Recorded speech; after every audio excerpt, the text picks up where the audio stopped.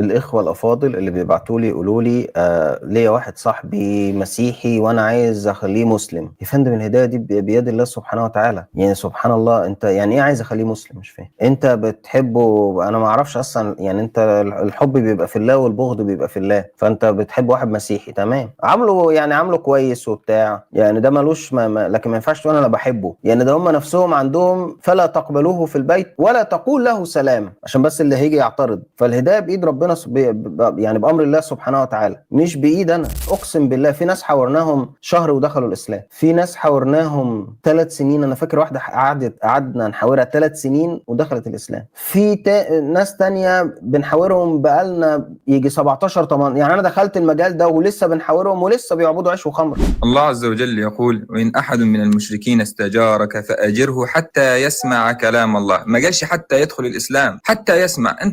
أنت ممكن تقول أنا معايا صديق مسيحي عايز أوصل له رسالة الإسلام بشكل صحيح، بس لكن يدخل الإسلام ما يدخلش، دي مش قصتنا. مش بيد أحد، مش بيد أحد. ولذلك الله عز وجل يقول في القرآن: إنك لا تهدي من أحببت ولكن الله يهدي من يشاء.